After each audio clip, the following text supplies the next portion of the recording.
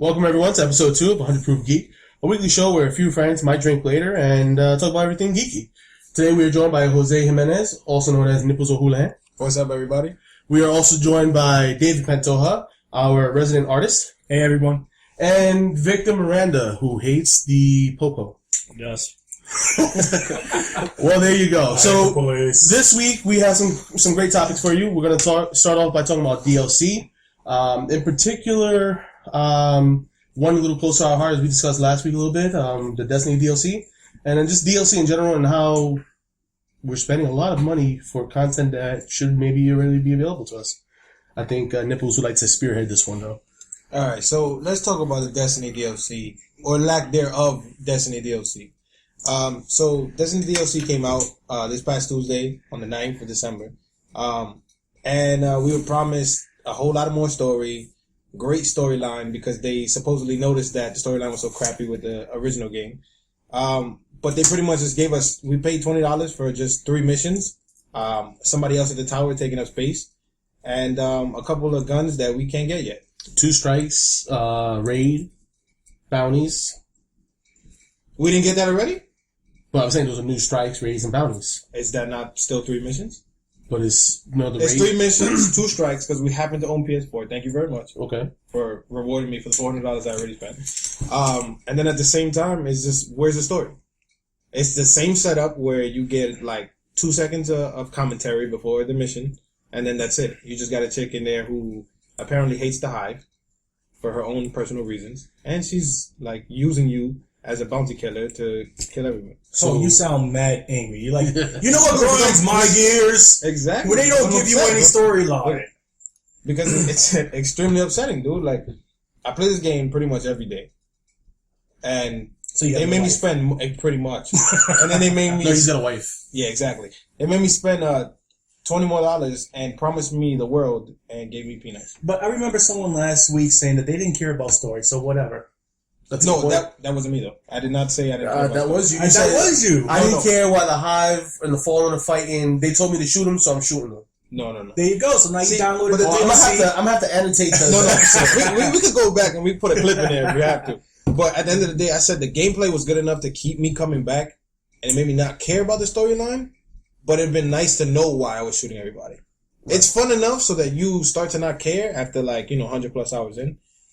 Right. But it'd be nice to know why I'm shooting everybody. So, Victor, what's your take on this? I know you play, but you don't play as much as Nipples and I. Yeah, I definitely don't play that much, but I just don't like the idea of paying extra money for a game that you already paid $60 for that should have came with the content that you initially paid for. So you don't like the idea of DLC at all? No.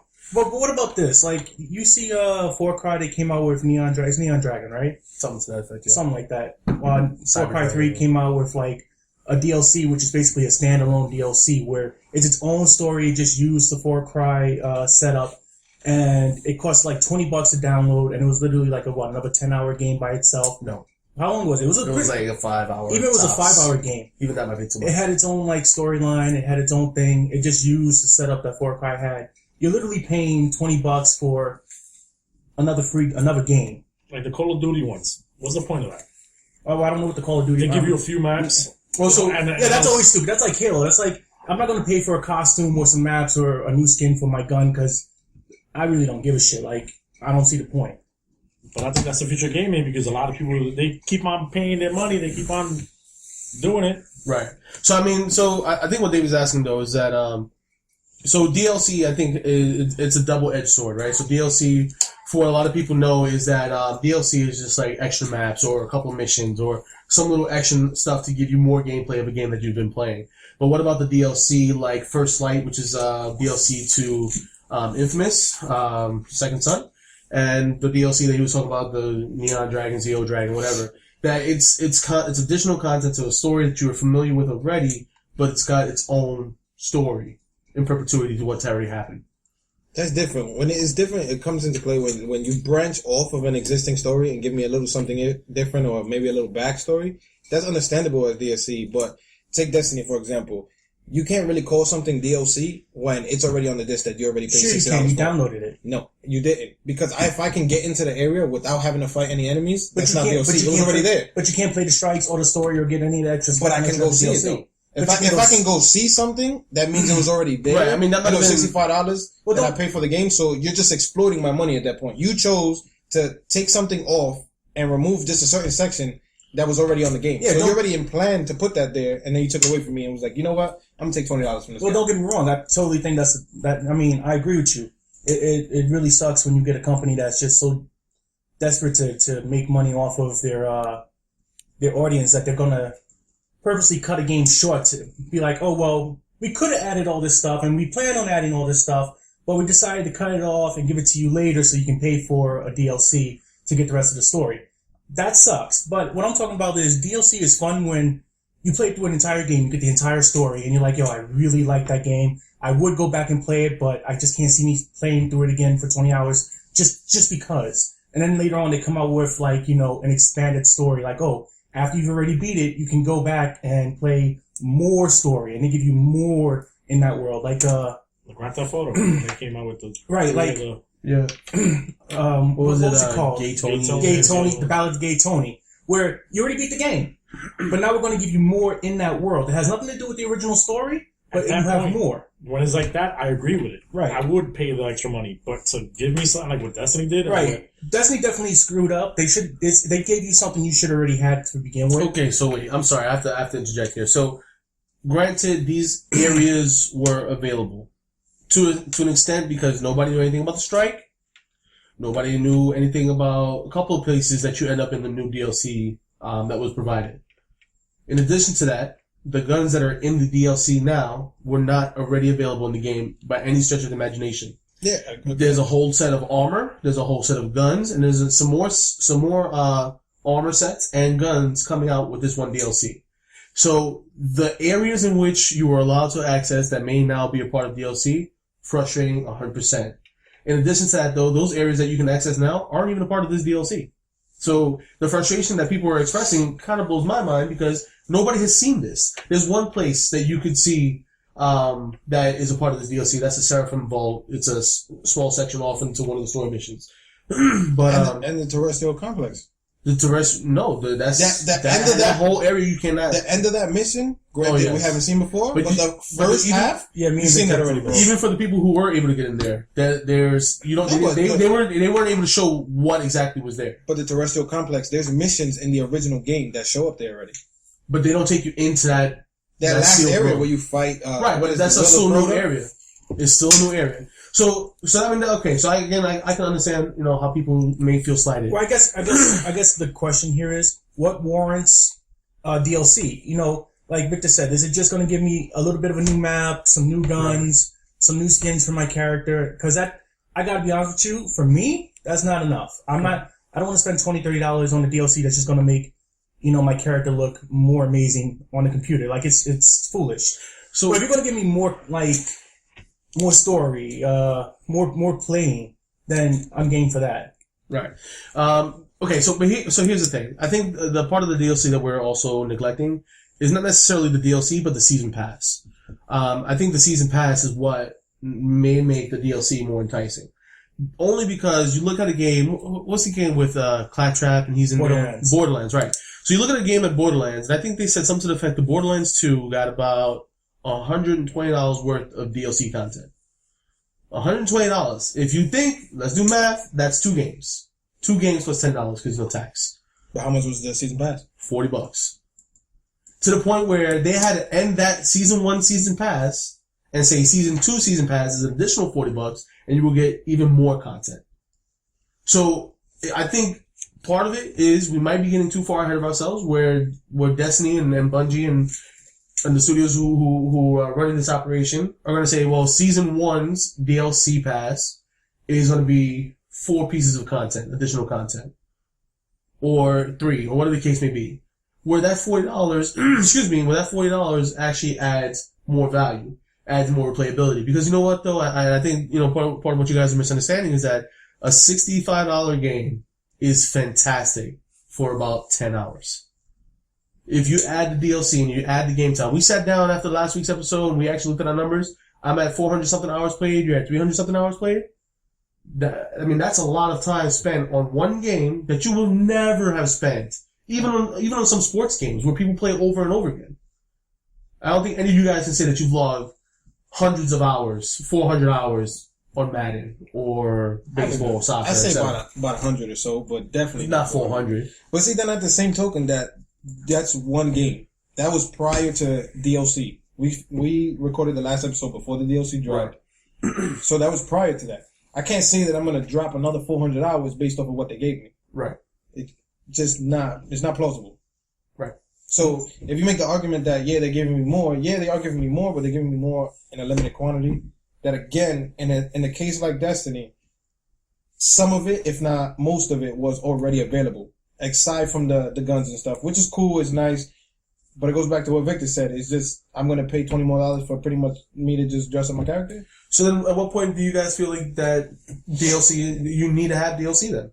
I need to have DLC in a case where it's like Borderlands, where they're giving me so much content that it's just like mind blowing. So you're giving me kind of like at least a game and a half, half of a full size game. You know, I don't think it has to be so much content that I think Borderlands is like the extreme in the opposite direction of what we're arguing, because they ended up giving so much that they had to be like, oh well, we're going to put out a season pass too, right. Because we're giving you so much content that we're giving you more than we expected.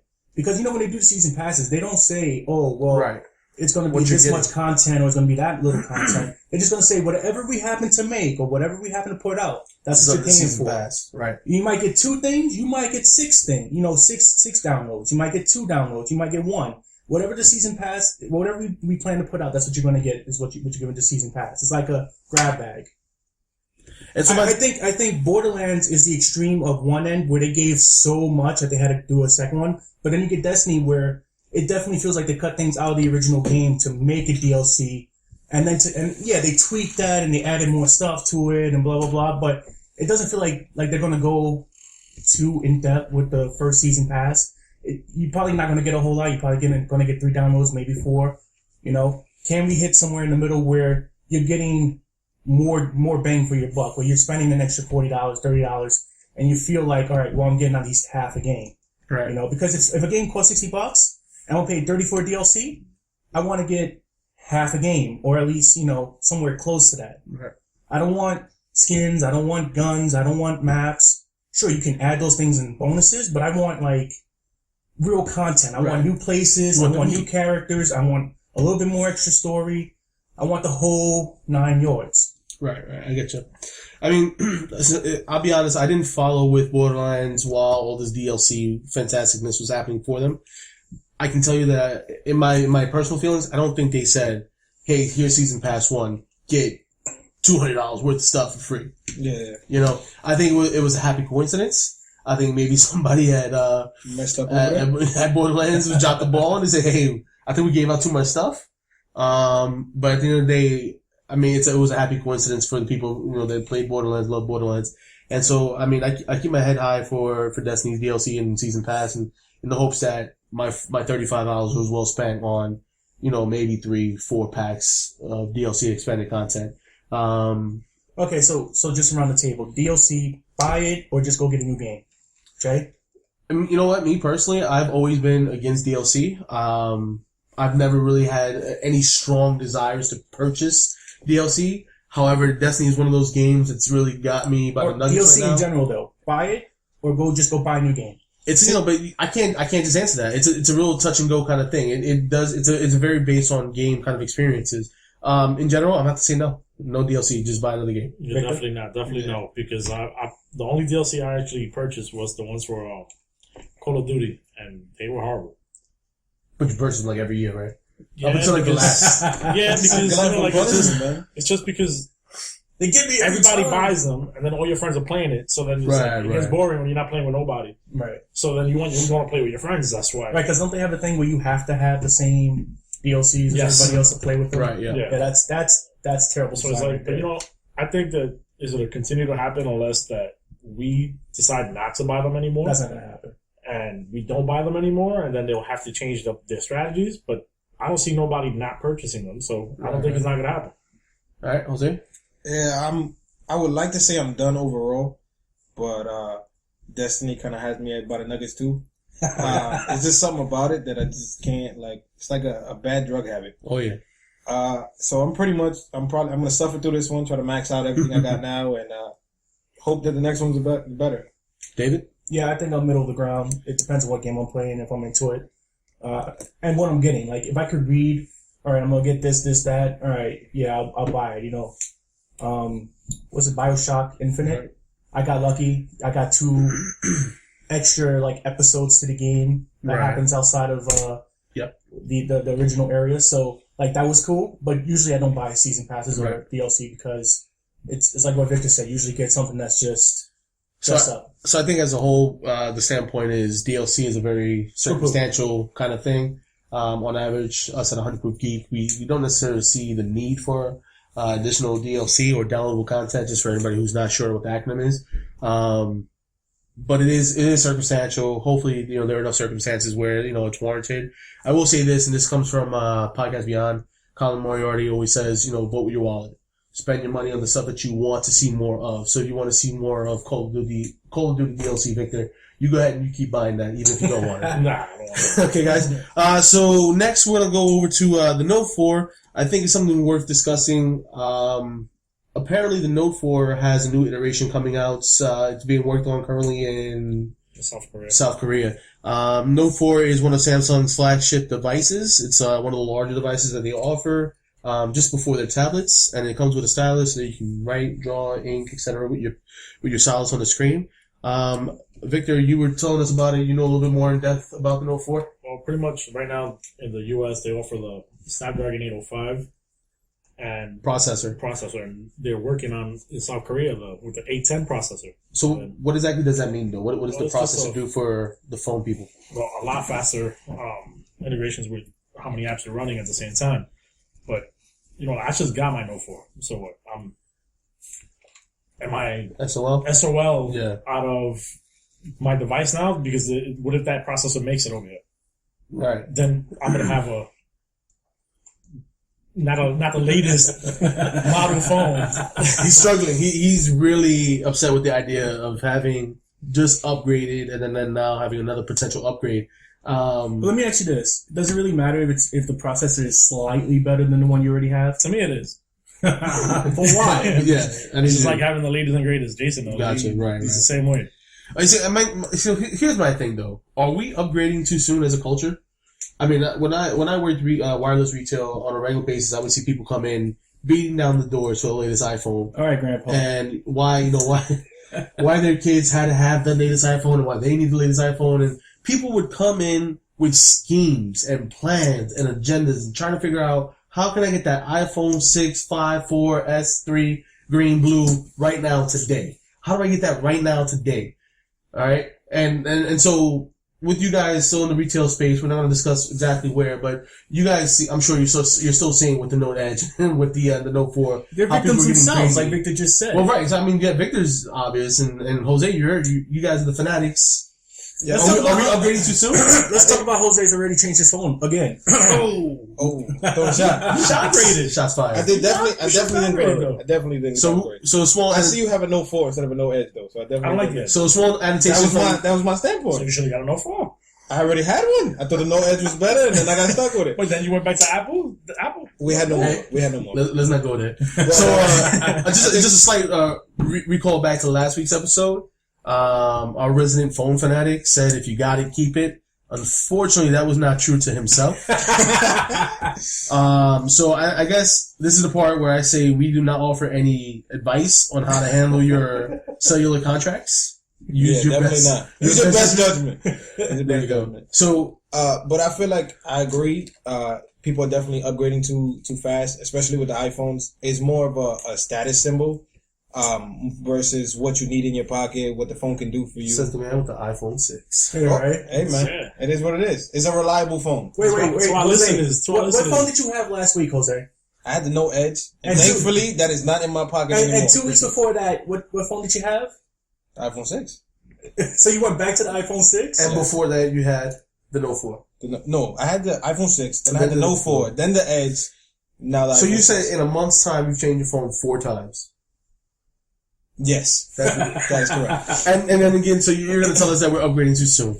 Yeah, absolutely. Okay.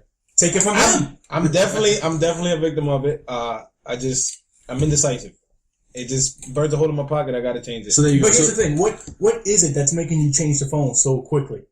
And like a drug addict when it comes to phones, bro. I just gotta have it, bro. I just gotta have it. Like I'll probably stay with this one for like another week, 2 weeks, and then I'll find a way to change it, switch it, customize it, do whatever I can.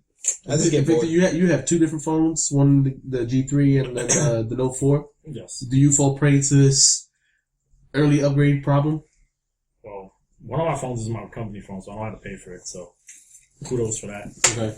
I love that idea. So I have two fairly good devices at all time. Right. And the G3, I love it. It does heat up a little bit. There is some issues with it, but I can't complain. Right. The Note 4, I've been noticing a couple of glitches on it already.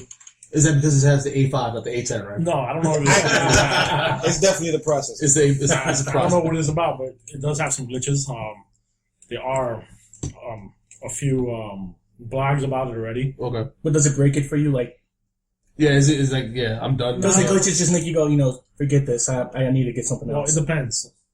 I'm waiting for Lollipop to be released if I could upgrade it. No, right. And then I'll decide that. So Samsung, they ain't a Lollipop for a while. Oh, yeah. Okay. So, my concern is the Note 4 just came out. I think we're in fairly considerate consensus that I think, people are upgrading possibly too soon, too early, too much. So now that this 810 chip processor is supposed to be coming out, how do these companies handle the customers who are going to feel slighted because they upgraded and now they're stuck with their phone because of a 14-day return policy, exchange policy, whatever the case may be? I think they definitely shouldn't have put it in an existing phone. They should have just maybe tested it or put it in R&D, research and development, if you don't know, for later to be released devices. Because granted, a lot of people upgrade too soon or without knowing exactly what phone they're getting, just because maybe your neighbor has it, your friend has it, whatever the case may be. But at the same token, don't make me spend money on something and in some cases get locked into a 2-year contract. And then, not even a month later, you're talking about you made improvements to an existing phone that I now have. Granted, people might not notice the difference for the average consumer. But for the most part, why would you want to buy something and then 3 weeks later, something's better in the same packaging? Right. So if Samsung said, hey, give us an additional $50, we'll send you this phone, you send us your old phone, we'll call it a day. No. Why not? Because why do I have to pay for a phone that you decided wasn't good enough and you wanted to make it better? Well, I don't think anybody necessarily decided that it wasn't good enough. I think it was just a matter of, we have the technology, we can make it better. But if you can make it better, and that was obviously rolling around your head if the phone came out 3 weeks ago and you're already trying to improve it, granted, there's pretty much nothing really wrong with the phone now, but if you can make it better, why not just wait and release that device? Well, here's the thing. Phones aren't phones anymore. They're literally portable computers we carry around in our pockets. And, what they say about computers, as soon as you buy it, it's obsolete. Like, remember PCs back in the day when they say, as soon as you buy a PC, it's obsolete. And it's no different with phones now. As soon as you buy your phone, it's obsolete because they probably already came out with it. And this is just the proof in the pudding that you just bought the A5 and now they're already talking about the what is it? No, 810? Right. The 805 is what's on the current. So, so what's the next one coming? The one that's coming out? The A10 is going to be the next A10, right. Yeah. So you just bought the A5 and now they're coming out with the A10. I mean, that's the proof in the pudding right there is that it becomes obsolete so quickly that maybe the trading in phones, constantly upgrading phones, that's just us keeping up with things constantly changing so quickly. Yeah, but it almost feels like they were just desperate to catch up to Apple because the success that the 6 Plus was having. I gotta tell you, I don't think Apple's having the success it used to have. So I don't think Samsung is in such a rush anymore to really catch up with Apple and be like, oh, us too. Well, let's put a pin in that one. I think that's a great topic for another day. But I think there's a lesson to be learned here. I'm just saying.